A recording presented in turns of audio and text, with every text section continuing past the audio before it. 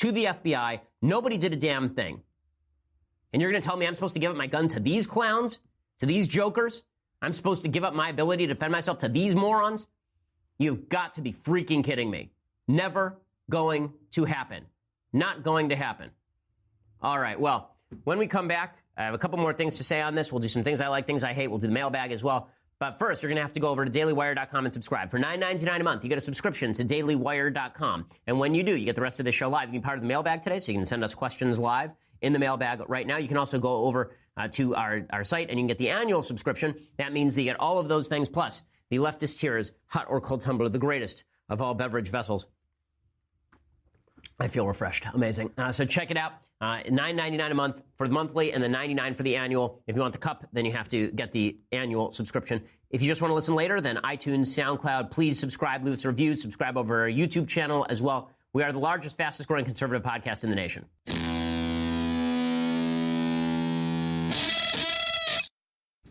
Alrighty. So, you know what? Let's just go right to things I like, things I hate in the mailbag, because I'm emotioned out at this point. I'm not one to run on feelings. It's not that's not the gas that I usually have in my tank. But this has been such a disturbing, upsetting, pathetic week for the country. Really a terrible week for the country. The last week and a half, the way that Americans are treating each other and seeing each other, it's really heartbreaking to watch. So let's just go to the mailbag and say, so first let's do things I like and things I hate. So first, things I like. So there's a movie that came and went and wasn't really seen by a lot of folks called Thank You for Your Service with Miles Teller. I really like Miles Teller a lot as an actor. It's basically a new version, I would say, of The Best Years of Our Lives, which is one of the great coming home from war movies of all time. Best Picture 1946. This one is not that, but it's about three soldiers who are coming home from war in Iraq, and they all three have serious PTSD and how they have to deal with it. Here's a little bit of the trailer. I rode shotgun in the lead Humvee, and I looked for bombs.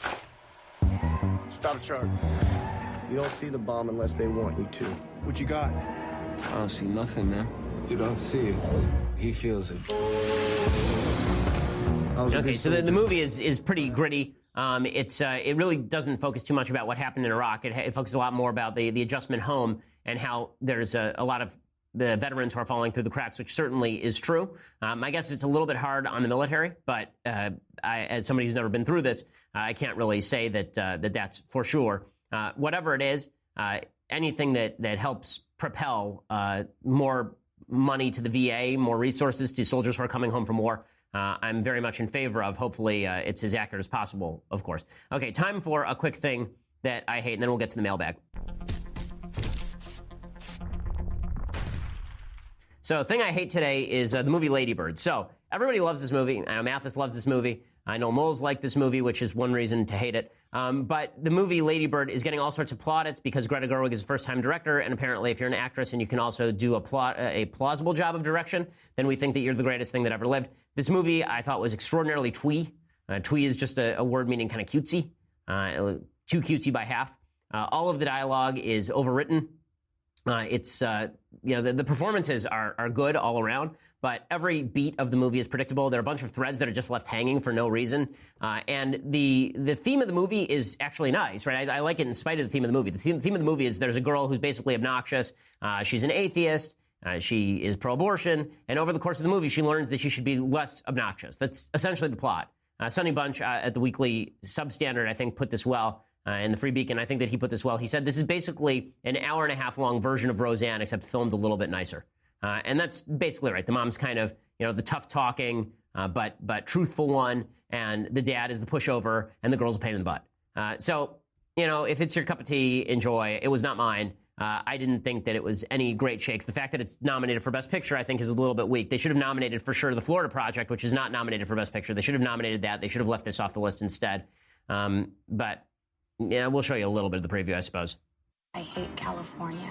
I want to go to the East Coast. I want to go where culture is, like How New in the York, world did I raise such a or at least snob? Connecticut or New Hampshire, where writers live in the Get woods. into those schools anyway. Mom, You should just go to City College. With your work ethic, just go to City College and then to jail and then back to City College, and then maybe you'd learn to pull yourself up and not expect everybody to do everything. Lady Bird, is that your given name? Yeah. Why is it in quotes? I gave it to myself. It's given to me by me. Lady Bird always says that she lives on the wrong side of the tracks, but I always thought that was like a metaphor. But there are actual train tracks. Okay, so here's the good news about the preview. You just saw every clever line in the film. So most of the cleverness in the film is actually in that 2-minute segment right there, that 1 minute segment. I thought the movie dragged a little bit. Not a fan. Okay, I know there are people who disagree, but just meh. Okay, time for some mailbag. So if you have questions, now is your time to send them in live. If you're in our Daily Wire chat room, then you can send in your questions now. Okay, Seth says, "Hi, Ben. I'm a pro-Second Amendment gun-toting Texan. It seems American values have changed so much since the Second Amendment was enacted. Is it possible that in today's society we're too far gone to be trusted with the freedoms that so many have sacrificed for?" Well, I would say that there are a lot of people who are certainly misusing their freedoms, but that's not a problem with freedom. That's a problem with virtue, and it's our job to reinculcate virtue. The solution to lack of virtue is not curtailing freedom; it's to reinstall virtue.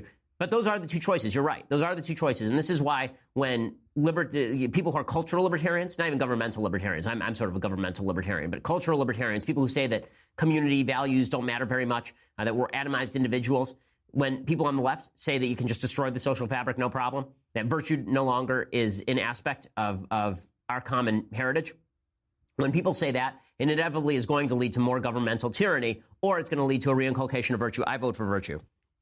Parker says, "Hey, Ben, I always encounter liberals that say red states consume more welfare than blue states. Is this true? And if so, why?" So the answer is yes, this is true. The reason this is true is because there are federal welfare programs that go to poor people. There are more people in red states than in blue states on per capita level.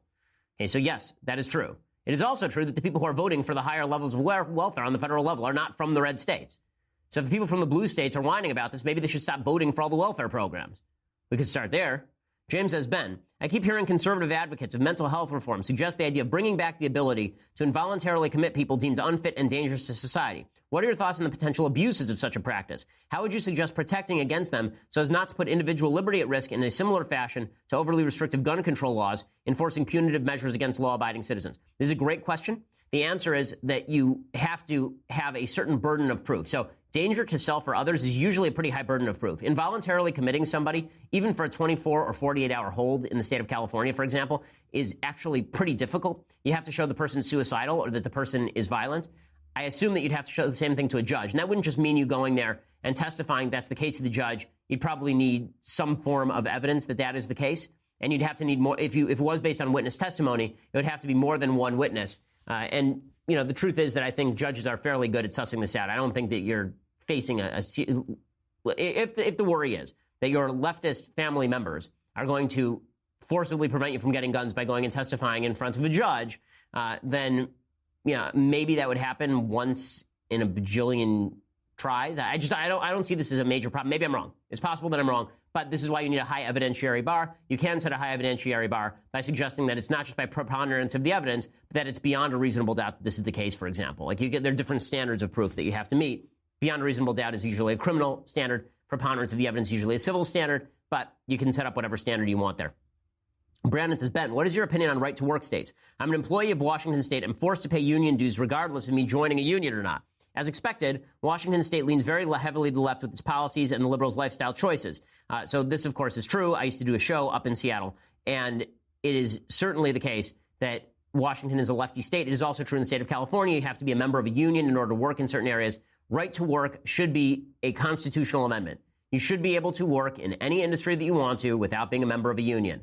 Unions are fine in the private sector when people are voluntarily joining them and when kneecaps aren't being broken. They're not good in the public sector, and the silly, idiotic legislative idea that you are going to legislate that you have to be a member of a union to work as a teacher undermines the interests of students. Remember, when there's a public sector union, the people they are collectively bargaining against are the taxpayer. That's the person on the other side of the table. If you're in a private sector union and you are collectively bargaining, you're doing so against the person who owns the business.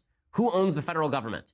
Okay, we own the federal government, which means that every time a union bargains with the federal government, they are bargaining with the taxpayer. What makes it worse is that when they're not actually bargaining with you or me, they're bargaining with elected representatives. And those elected representatives take donations from whom?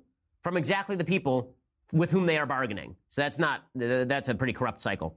There's a good book called Shadow Bosses by a friend of mine named Mallory Factor that goes into all of this. Antonia says, "Ben, I live in Anaheim, and while I agree that many homeless people are mentally ill, I'm surrounded with homeless individuals that are around my age, and it is visually obvious that they are on drugs, not mentally ill. You can see where they inject themselves and the rashes on their bodies. Do you think that there is a growing amount of homeless people due to drugs rather than mental illness? Yes. I mean, I have said that I think that a huge percentage of people who are on the streets are either drug addicts or mentally ill or both.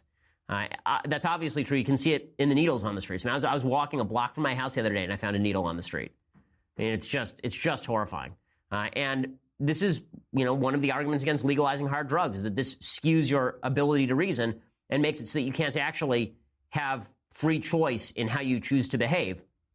And so we have to limit that dramatically. Whatever it is, there's no excuse for people to be living on the streets. One of the ways that you can clean up this problem is by taking people who are living on the streets and either putting them in a facility against their will so that they can clean out, and if they're mentally ill, doing that, or if they're a drug addict, putting them in a facility where they will clean out and be taken off of drugs.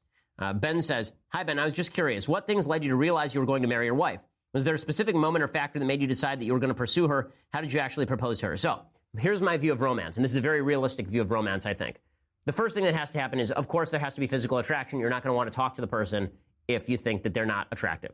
Okay, that is always the first thing. So when I first saw my wife, I thought, this is a smoking hot person. So that was the first thing that I thought. When she saw me, by the way, she thought dorky but cute was the way, and I think that's still a very flattering response to my physical appearance. But that's how she felt about it. She actually thought I was a jackass when I drove up. I used to drive a 2006 GT Mustang convertible, baby blue, and so I drove up in that. And she thought, oh, who is this jerk? And then I got out and I was wearing like mom jeans and a beat up polo shirt. And she's like, oh, he's just a nerd. Okay. And she was happy about that, which is why I love my wife. The reason that, what made me think of this, so number one, I could hold an intelligent conversation with her. Number two, we had values in common. So as I've said before, we dated for marriage. That meant that our first date was about free will and determinism. Our second date was about, if I recall, gun control and the death penalty. And our third date, we finally talked about TV shows. So there was a heavy bias toward talking about things that mattered to us. We talked a lot about our religious heritage. We talked a lot about I asked her on first date how many kids she wanted. Right? This is the difference between dating for marriage and dating to just date. Now, in the Orthodox community, you're typically dating for marriage because you can't date for sex because that's not something you're supposed to be doing. So that means that you actually have to date for values, which I think is a good thing as a general matter. And as a specific matter, actually. Anne says, Dear Ben, I've been enjoying you in the Daily Wire for the past 6 months. After the crazy election, I started taking the Hillsdale College Constitution 101 online, being frustrated when politicians, MSM, and people toss around tidbits of the Constitution to suit their agenda. What I've discovered is very few people understand or have truly studied the Constitution. I know it's true for me. My question is about executive orders. When, how, and what is the criteria for their use? Seems since FDR it's been used regularly and may be out of control. The answer is yes, it has been used regularly, and yes, it is out of control. So, executive orders have existed since George Washington, but what an executive order was designed to do is there was a piece of legislation, and it would say, we direct the president to go and impose this law. And so the president would then write an order to, like, the three people who worked for him, because it's a very small executive branch, and say, you three people are authorized to go do it. Right? So it was just a question of filling in a gap that the law left. But the law had to mandate that the executive was to do that. Now the executive does things like President Obama saying he's not going to enforce the law with DACA, which is unconstitutional, or the president of the United States going into war on the basis of an executive order where he doesn't have the authority to do so. So that is absolutely an overreach on the part of the executive branch. Matthew says, you have said it's dumb to get the rights at different ages, such as how to buy alcohol. You must be at least 21 but 18 to vote. Do you believe the minimum age to be president should be lowered? Not really. Not really. I think that maybe it should be heightened, actually. When the minimum age to be president was 35 years old, the average life expectancy in the United States was probably 55. So 35 was probably the equivalent of 50 in our society. So when in an age when people who are 26 years old are still on mommy and daddy's insurance and live at home and aren't married and have no kids, no, I don't think we should necessarily lower the age to be president. I wouldn't want, like right now, if one of these kids from Parkland were to run against Trump, that kid might win. That seems not like a great idea to me because I don't even... The standards for our presidency are so low already. Do we need to lower them any further? We just had an election between Donald Trump and Hillary Clinton. Is this what we want to do? Is this what we want to do? Let's make it more rigorous to become a candidate for high office. How about that? Andrew says, hey, Ben, I recently had a civil conversation with my classmate about gay marriage. I used your argument how the federal government shouldn't be in the business of marriage, and the main purpose of marriage is the procreation of children, and it provides a stable foundation for family and society. She agreed with most of my argument. She didn't agree with it completely because she believes gay married couples should still get the same tax bonus as heterosexual married couples do. I said to her I didn't know about this specific issue, and we ended the conversation there. How do I make a counter-argument? Well, if she already accepts the idea that the federal government only has an interest in marriage because of raising families and children, then why should there be a federal tax benefit that accrues to you because you're sleeping with someone with whom you're incapable of having children naturally? That doesn't seem to me to make a whole hell